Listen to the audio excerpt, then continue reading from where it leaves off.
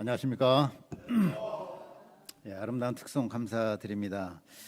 어제 밤에 저녁 식사하고 잠깐 산책을 나갔는데 여러 명의 자매님들이 그 지하에 있는 노래방으로 막 들어가더라고요. 그걸 보면서 하나님이 주신 그 목소리의 은사를 어떻게 쓰느냐 참 차이가 나는 걸 보면서 오늘 아름다운 특송을 들으면서 우리 레베카 사모님의 목이 참 행복하신 목이구나 복된 목이구나 하는 생각을 했습니다. 네, 오늘 말씀은 2025년 고린도 전서 제6강 흐트러짐이 없이 주를 섬기라입니다. 요절 35절 같이 한번 읽겠습니다. 네, 시작. 내가 이것을 말하면 너희의 유익을 위하며 너희에게 올무를 노려함이 아니니 오직 너희로 하여금 이치에 합당하게 하여 흐트러짐이 없이 주를 섬기게 하려 함이라. 기도하죠. 하나님 아버지, 주님께서 우리를 죄 가운데서 구원해 주시고 하나님의 백성으로 살게 하시고 영원한 생명을 누리게 하시는 것을 감사합니다. 하루하루가 기적이요 하루하루가 주님의 은혜인데 날마다 이 주님의 은혜를 기억하고 감사 찬양하게 하시기를 기도합니다. 특별히 저희들에게 참 진리가 희귀한 세상 가운데 하나님의 말씀을 허락하심을 감사합니다. 말씀을 심령으로 영접하여서 우리 자신이 말씀으로 충만한 종들 되게 하시기를 간절히 기도합니다. 이 시간에 성령 하나님 함께해 주십시오. 예수님의 이름으로 기도합니다. 아멘. 네, 고린도전서 우리가 공부하고 있습니다. 1장, 2장, 3장, 4장에서는 바울은 고린도 교회의 분열 문제를 다루었습니다. 5장에서는 음행 문제, 6장에서는 신자들이 세상 법정에 소송하는 문제를 다루었습니다. 오늘 7장은 결혼에 대한 말씀입니다. 결혼에 대한 말씀이라고 하지만은 결혼에 대한 모든 성경적 진리를 다 말하는 것은 아니고 고린도 성도들이 질문한 것이 있어요. 그 질문한 것들에 대해서 구체적인 답변을 주는 그러한 내용입니다. 부부 생활 또 결혼 생활에 대한 말씀이기 때문에 우리 청년 대학생들에게는 관련이 없게 보입니다. 그렇지만 고린도와 같이 음란한 이 시대에 누구나 배워야 될 말씀입니다. 성경적인 결혼관을 확립하여서 앞으로의 결혼을 준비하는 것이 중요합니다. 오늘 말씀에서 바울은 우리가 어떤 처지에 있든지 흐트러짐 없이 주님을 섬기라고 권합니다. 이는 그것만이 가장 가치 있는 일이고 영원히 남는 일이기 때문입니다. 우리가 오늘 말씀 통해서 흐트러짐이 없이 주님을 섬기기를 기도합니다. 첫째, 음행을 피하기 위하여 결혼하라. 1절 말씀 우리 형제님들이 한번 읽겠습니다. 1절 시작. 너희가 쓴 문제에 대하여 말하면 남자가 여자를 가까이 아니함이 좋으나. 우리가 배웠듯이 고린도는 음행이 만연한 도시였습니다. 도시 중심에는 아프로디테 신전이 있었습니다. 그 신전에 약 1,000명의 여사제들이 있었는데 그들은 제사의식의 일환으로 음행을 행하였습니다. 그래서 고린도 아주머니가 아니라 고린도 아주마이라는 말은 무슨 말이라고 그랬죠? 고린도 사람처럼 음란한 삶을 사는 사람이다, 이런 말이에요. 이런 영향이 교회 내부에도 침투했습니다. 그래서 지난 5장을 보니까 어떤 일이 있었어요. 어떤 사람이 자기 아버지의 아내를 취하였다 하는 일까지 있었습니다. 이런 문제들로 인해서 성도들이 바울에게 결혼 문제에 대해서 질문했습니다. 그 질문이 본문에 나오지는 않지만 이런 질문으로 추정이 돼요. 사도 바울님, 남녀 관계는 음란한 것이므로 우리 중에 청년 대학생들은 결혼하지 않고 그냥 독신으로 지내는 것이 좋지 않을까요? 우리 청년 대학생들 어떻게 생각하십니까? 이런 질문에 대해서 바울이 대답을 하는 것이에요. 2절을 보겠습니다. 음행을 피하기 위하여 남자마다 자기 아내를 두고 여자마다 자기 남편을 두라. 남자마다 자기 아내를 두고 여자마다 자기 남편을 두란 말은 무슨 말이에요? 결혼하라는 것이죠. 예, 청년들 걱정 마십시오. 바울은 결혼하라고 말합니다. 그런데 왜 결혼하라고 말해요? 음행을 피하기 위해서 이렇게 말해요. 물론 결혼의 주된 목적이 음행을 피하기 위한 것은 아닙니다. 당시 고린도의 음란한 분위기에 말려들지 않도록 하기 위해서 결혼하는 것이 좋다는 그런 말이죠. 결혼에 대한 내용은 제일 먼저 창세기 2장에 나옵니다. 창세기 2장 18절을 보겠습니다. 우리 자매인들이 2장 18절 한번 읽겠습니다. 시작. 여호와 하나님이 이르시되 사람이 혼자 사는 것이 좋지 아니하니 내가 그를 위하여 돕는 배필을 지으려 하시고. 예, 하나님은 혼자서 사명을 열심히 감당하고 있는 아담을 보시고 말씀하셨습니다. 사람이 혼자 사는 것이 좋지 아니하니. 개역 한글에는 지난번 번역에는 사람이 독처하는 것이 좋지 아니하니 이렇게 이제 번역이 되어 있죠. 무슨 말씀입니까? 사람은 결혼하는 것이 좋다는 것이에요. 특별한 이유가 없으면 결혼하는 것이 원칙이다. 결혼하여 자녀를 낳고 후손을 번성케 하는 것이 하나님의 뜻이다 하는 것입니다. 또한 하나님은 내가 그를 위하여 돕는 배필을 지으리라 하십니다. 무슨 말입니까? 여자는 남자를 돕는 배필이라는 것이에요. 그런데 여기서 돕는다는 것은 종속적인 위치에서 그저 허드렛 일을 섬기는 그런 것을 말하는 것이 아닙니다. 하나님은 남자와 여자를 동등하게 지으셨어요. 동등한 인격체로 만드셨습니다. 여기서 돕는다는 것은 남자가 하나님이 주신 사명을 잘 감당하도록 영적으로 카운셀링하고 격려하고 부족한 부분을 보충하는 것을 말합니다. 이를 위해서는 여자가 더 성숙해야 되는 것입니다. 또한 창세기 2장 21절부터 24절입니다. 21, 22, 23, 24 우리 형제자매 순으로 한번 읽어주시겠습니다. 시작. 여호와 하나님이 아담을 깊이 잠들게 하시니 잠들매 그가 그 갈빗대 하나를 취하고 살로 대신 채우시고 여호와 하나님이 아담에게 취하신 그 갈빗대로 여자를 만드시고 그를 아담에게로 이끌어 오시니 아담이 이르되 이는 내 뼈 중에 뼈요 살 중에 살이라 이것을 남자에게서 취하였은즉 여자라 부리라 하니라. 이러므로 남자가 부모를 떠나 그의 아내와 합하여 네, 남자는 여자를 남자의 갈빗대를 취하여서 지으셨어요. 갈빗대, 머리뼈나 발뼈가 아니라 갈빗뼈 옆에 있는 그 뼈를 취해서 지으셨습니다. 이것은 동등하다는 것을 상징해요. 남자와 여자는 둘이 원래부터 한 몸에 있었습니다. 잠시 분리했다가 결혼을 통해서 다시 한 몸이 되는 것입니다. 결혼의 목적은 둘이 동력하여 하나님이 주신 사명을 잘 감당하는 것입니다. 하나님의 사명을 위해서 결혼을 하는 것입니다. 이를 볼 때 우리 결혼 상대는 어떤 사람이 되어야 되겠습니까? 두 가지 조건이 필요해요. 첫째는 당연히 하나님을 믿는 사람이 되어야 되죠. 둘째는 사명이 같은 사람이 돼야 돼요. 그런 대상은 우리가 속한 같은 공동체 안에 있는 것이 자연스럽습니다. 고린도는 음행의 영향력이 매우 강했습니다. 청춘 남녀들이 순결을 지키기가 어려웠어요. 그래서 음행을 피하기 위해서 결혼하도록 바울은 권하고 있습니다. 둘째, 분방하지 말라. 자, 위에서 언급한 바와 같이 고린도는 당시에 음란한 시대에 있던 교회였습니다. 그래서 이에 대한 역작용 또 반작용이 있어가지고 남녀 관계를 부정하게 보는 사람들이 있었습니다. 그래서 결혼한 이후에도 상대방에 대한 의무를 소홀히 하는 경우가 있었습니다. 이에 대해서 바울은 말합니다. 3절부터 5절 우리 강력원 목사님 3절부터 5절 한번 읽어주세요. 남편은 그 아내에 대한 의무를 다하고 아내도 그 남편에게 그렇게 할지라. 아내는 자기 몸을 주장하지 못하고 오직 그 남편이 하며 남편도 그와 같이 자기 몸을 주장하지 못하고 오직 그 아내가 하나니 서로 분방하지 말라.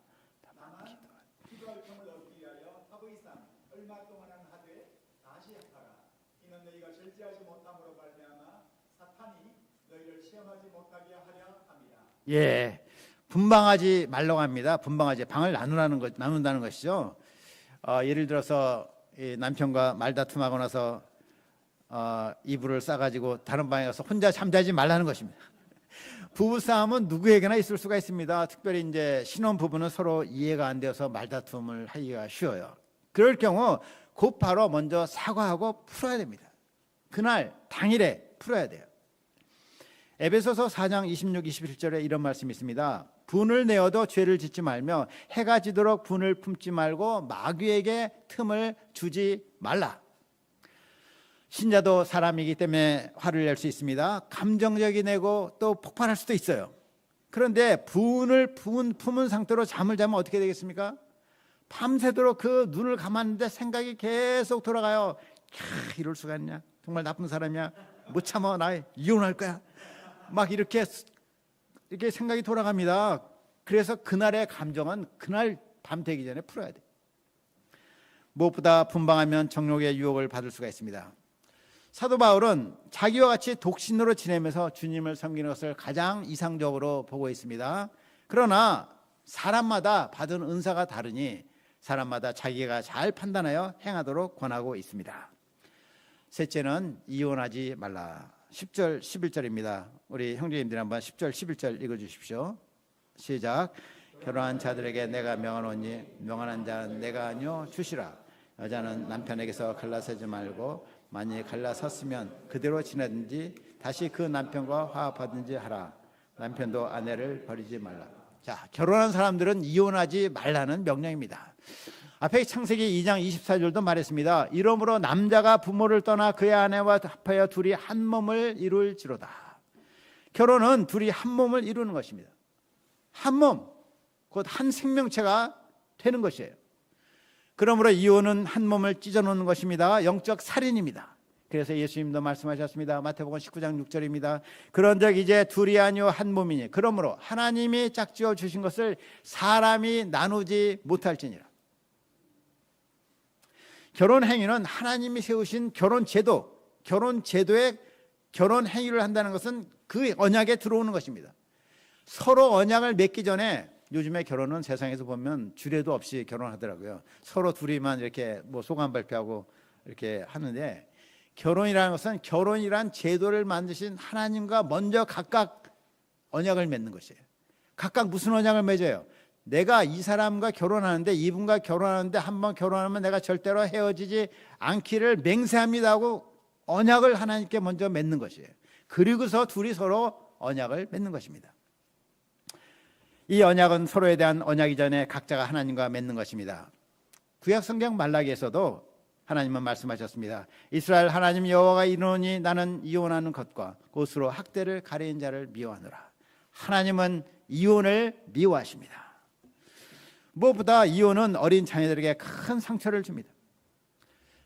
저는 일주일에 한 번 정도 잠깐이나마 제 손녀들을 돌봐주러 갑니다. 근처에 사는 둘째 딸 손녀들 둘이 있는데 2살, 3살. 얼마나 귀여운지 몰라요.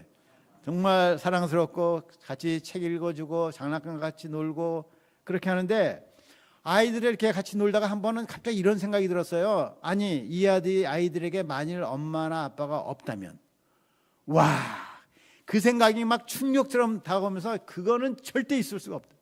세상에 그 엄마처럼 아기들 돌보는 분이 어디 있습니까? 그런 사랑과 돌봄을 보지 못하는 아이들은 너무나 불쌍한 거예요. 있을 수가 없는. 이혼이라는 것은 어린 자녀들에게 돌이킬 수 없는 슬픔과 상처를 줍니다.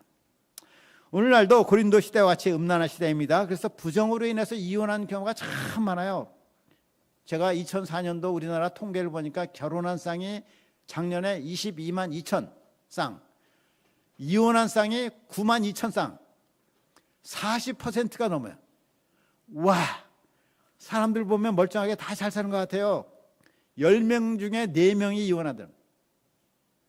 자, 이혼까지 간다는 것은 그동안 얼마나 서로 갈등하고 다투고 그 어려움이 많았겠습니까? 그런 상태로 사는 사람들도 굉장히 많다는 거예요. 그래서 믿음과 사명을 중심으로 결혼하는 것이 정말 중요해요. 저는 우리 모임에 있는 것 제가 여러 가지 감사한 것이 많은데, 믿음과 사명으로 결혼해서 가정을 지금까지 이루고 있다는 것, 행복한 가정 이루고 있다는 것이 너무나 감사해요. 우리 모임의 청년 대학생들이 모두 성경적인 결혼관을 확립해서 사명 중심의 복된 가정을 이루기를 기도합니다. 13절입니다. 13절 우리 자매님들 한번 읽겠습니다. 시작. 어떤 여자에게 믿지 아니하는 남편이 있어 아내와 함께 살기를 좋아하거든 그 남편을 버리지 말라. 자, 이방 도시 고린도에 바울이 복음을 전하기 시작하여서 믿는 사람들이 생겼습니다. 그런데 믿는 사람들 중에 어떤 가정이 있었냐면, 아내는 믿는데 남편은 믿지 않는 이런 가정들이 또 많이 생겼어요. 서로 가치관이 다릅니다. 부딪히기 시작합니다. 남편은 오늘 같은 일요일 얼마나 날씨 좋아요. 요즘에 중국에서 미세먼지도 안 날아오는데 날씨 좋고 천고마비의 계절, 여보 우리 저 내장산에 단풍놀이라도 갑시다 하고 말하는데 아내는 벌써 교회에 갔어. 저녁 때까지 안 들어와. 남편이 준 돈을 헌금해. 직장 친구들 집에 초대했는데 상에 소주 맥주 넣고 콜라 사이다만 있어. 이에 남편이 아내를 핍박하기 시작합니다. 성경책을 숨겨놓고 교회에 못 가게 합니다. 헌금을 못 내게 생활비를 안 주고 카드로만 쓰도록 합니다. 그런데 남편은 아내의 심성이 착하기 때문에 같이 계속 살기는 원해요. 이럴 경우에 아내는 남편과 같이 살라는 것입니다. 같이 살면서 말과 행위로 남편에게 감동을 주어 남편도 구원을 얻도록 섬기라 하는 것입니다. 15절입니다. 혹 믿지 아니하는 자가 갈리거든 갈리게 하라. 형제나 자매나 이런 일에 구애될 것이 없느니라. 그러나 하나님은 화평 중에서 너희를 부르셨느니라. 이런 경우를 말합니다. 남편이 신앙생활 문제로 아내를 너무나 심하게 핍박을 해요. 심지어 폭력을 사용하면서 이혼을 요구해요. 아내는 하루하루 사는 게 너무나 힘듭니다. 그럴 경우에 남편이 원하는 대로 이혼을 해주라는 것입니다. 신앙을 버릴 수는 없고 평화로운 결혼 생활을 이어가는 것도 불가능하기 때문입니다. 신자는 한번 결혼하면 이혼해서는 안 되지만 성경은 두 가지 경우에 소극적인 예외를 인정하고 있습니다. 첫째는 배우자가 음행을 행한 경우입니다. 예수님은 말씀하셨습니다. 마태복음 19장 9절 내가 너희에게 말하오니 누군지 음행한 이유 외에 아내를 버리고 다른 데 장가드는 자는 간음함이라. 음행한 경우입니다. 둘째는 오늘 말씀과 같이 믿지 않는 배우자가 믿는 배우자의 신앙으로 인해서 이혼을 강력하게 요구하는 경우입니다. 그러나 이 두 가지 모두 신자에게는 소극적이고도 수동적인 자세가 요구됩니다. 소극적이어야 돼요. 그리고 주동이 아니라 수동적인 자세가 요구됩니다. 상대방이 음행을 행한 경우에도 하나님의 사랑으로 용서하고 가정을 지키는 것이 하나님의 뜻입니다. 하나님은 호세아 선지자에게 음란한 여인 고멜을 데려다가 아내로 삼게 하셨습니다. 고멜이 가정생활을 시작했는데 적응을 못합니다. 다시 음란한 생활 홍등가로 나가버립니다.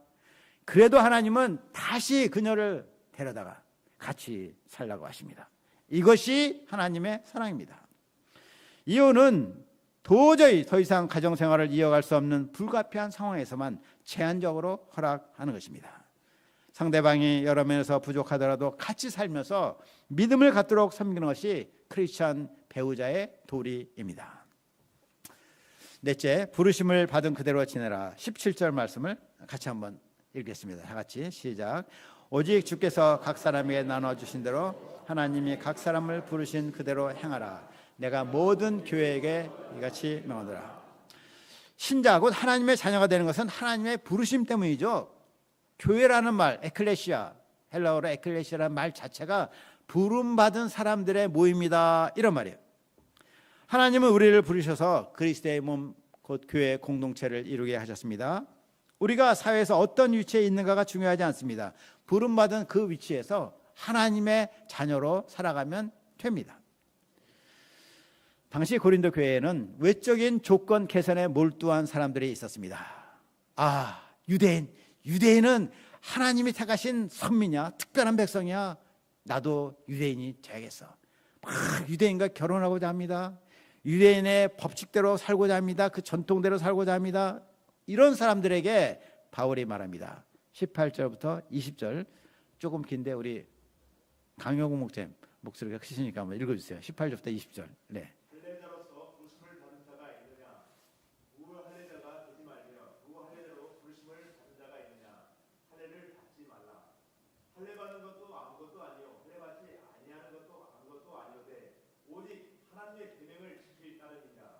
각 사람은 부르심을 받은 그 부르심 그대로 지내라. 네, 감사합니다. 중요한 것은 뭐예요? 유대인이나 이방인이냐 그런 것이 아닙니다. 하나님의 계명을 지키는 것, 곧 하나님을 마음을 다해 사랑하고 그의 말씀대로 살아가는 것이 중요합니다. 자, 우리가 계명을 지킨다 할 때는 또 어떻게 생각하냐면 계명을 문자적으로만 지키려고 그래. 살인하지 말라, 살인하지 않지. 뭐 안식일을 지키라, 안식일을 지키고. 그것이 아니라 하나님이 계명을 지키라고 하실 때는 그 계명의 정신을 지키라는 거예요. 그 계명의 정신이 무엇입니까? 하나님을 사랑하는 것이죠. 하나님을 사랑할 때 계명을 지키는 것이 어렵지가 않아요. 계명을 지키는 것이 왜 어렵냐면 하나님의 사랑에 기초하지 않기 때문에 그렇습니다. 자기 열심으로 지키면 지키는 게 괴로워, 숙제야, 아주 의무가 돼버려요. 그러나 하나님을 사랑하면은 계명을 지키는 것이 내 기쁨이 돼요. 자발적으로 기쁨으로 지내게 됩니다. 요한일서 5장 3절에도 그런 말씀이 있어요. 이 계명들은 무거운 것이 아니라. 요한일서 5장 3절. 계명들은 무거운 것이 아닙니다. 자, 또한 당시 로마 제국에는 종들이 많았어요. 고린도만 하더라도 자유민 20만, 노예 40만, 2배가 넘었습니다. 종은 거의 인격적인 대접을 받지 못했습니다. 그래서 크리스천 종들 중에 자유인이 되고자 애쓰는 사람들이 있었어요. 그들에 대해서 바울은 말합니다. 네가 종으로 있을 때 부르심을 받았느냐 염려하지 말라. 그러나 네가 자유롭게 될 수 있거든 그것을 이용하라. 주 안에서 부르심을 받은 자는 종이라도 주께 속한 자유인이요 또 그와 같이 자유인으로 있을 때 부르심을 받은 자는 그리스도의 종이니라. 당시에는 종이라도 자기가 돈을 모아서 자유를 살 수가 있었습니다. 바울은 종이 자유인이 되는 것을 금지하는 것은 아닙니다. 자유롭게 될 수 있거든 이용하라, 되라, 이렇게 말해요. 단지 그 일이 가장 중요한 것으로, 이 일이 안 되면 막 안 되는 것으로 생각하고 거기에 목매지 말라는 것입니다. 주 안에서 부르심을 받은 신자는 종이라도 주께 속한 자유인입니다. 크리스찬 종은 사람 주인을 섬기지만 주님을 섬기듯이 섬겨요. 주인의 눈 앞에서만 열심히 일하는 것이 아니라 주인이 보지 않을 때도 성실하게 일합니다. 자유롭게 일합니다. 이런 그는 외적으로는 종이지만 실제로는 자유인입니다. 자유인도 그리스도의 종으로 부르심을 받았습니다. 자기의 자유를 사용하여서 종의 자세로 다른 사람들을 섬깁니다. 이런 점에서 외적으로 종이냐 자유인이냐 하는 것은 그리 중요하지 않습니다.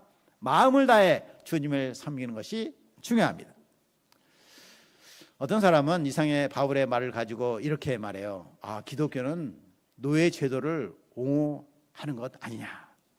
그러나 그렇지 않습니다. 바울은 노예 제도 그 이상의 것을 지금 말하고 있는 것입니다.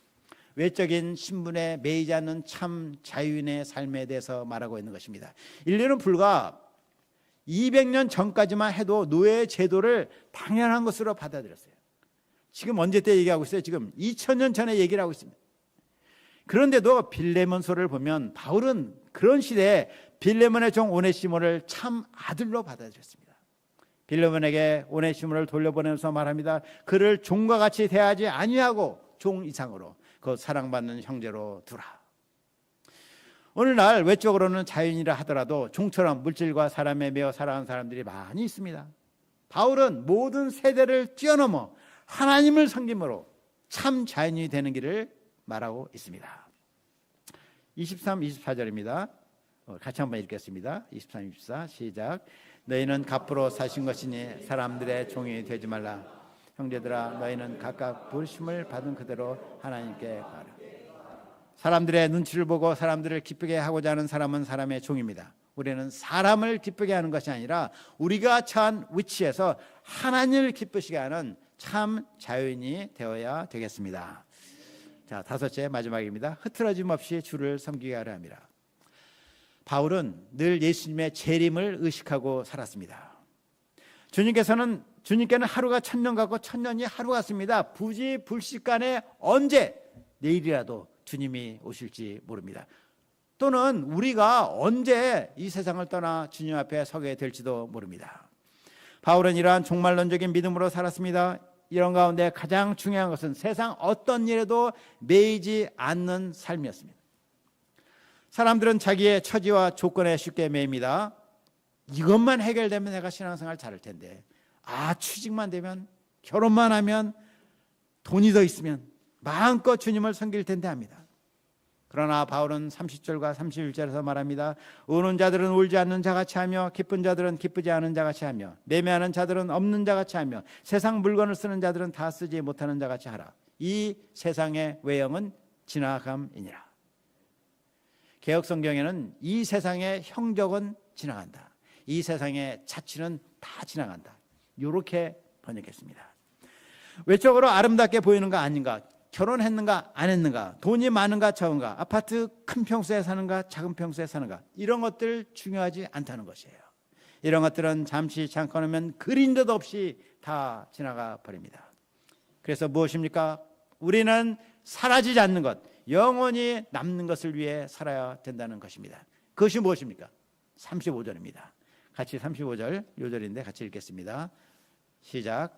내가 이것을 말하면 너희의 유익을 위하며 너희가 올무를 놓으려 함이 아니니 오직 너희로 하여금 이치에 합당하게 하여 흐트러짐 없이 주를 섬기게 하려 함이라. 자, 바울이 말하는 바, 우리에게 유익되는 것이 무엇입니까? 흐트러짐 없이 주를 섬기는 것, 이것이 너희에게 유익이라는 것입니다. 그것이 이치에 합당한 삶이며 곧 올바른 삶이라고 말합니다. 흐트러짐 없이 주를 섬기는 것을 NIV 성경에는 undivided devotion to the Lord 이렇게 되어 있습니다. undivided, 나누어지지 않은 헌신, 이렇게 되어 있습니다. 나누어지지 않는 마음, 34절은 뭐라고 되어 있습니까? 34절 보니까 갈라지지 않은 마음, 그런 마음으로 주님을 섬기는 것입니다. 인간 조건을 개선하고 안 하고 결혼을 하고 안 하고 하는 그런 것들로 인해서 마음이 나누어지지 않게 하라는 것입니다. 우리 주 예수님은 흐트러짐 없이 하나님을 섬기셨습니다. 빌립보서 2장 6절, 7절, 8절입니다. 그는 근본 하나님의 본체시나 하나님과 동등됨을 취할 것으로 여기지 아니하시고 오히려 자기를 비워 종의 형체를 가지사 사람들과 같이 되셨고 사람의 모양으로 나타나사 자기를 낮추시고 죽기까지 복종하셨으니 곧 십자가에 죽으심이라. 예수님은 십자가에 죽으시기까지 온 마음을 다해 흐트러짐 없이 하나님을 섬기셨습니다. 사도 바울도 하나님이 주신 사명을 그와 같이 섬겼습니다. 그는 말합니다. 내가 달려갈 길과 주 예수께 받은 사명, 곧 하나님의 은혜의 복음을 증언하는 일을 마치려 하면은 나의 생명조차 조금도 귀한 것으로 여기지 아니하노라. 반면에 요한계시록 2장 3장을 보면 예수님이 소아시아 7교회에 주신 말씀이 나옵니다. 7교회 중에서 가장 책망을 심하게 받은 교회가 어디죠? 라오디게아 교회입니다.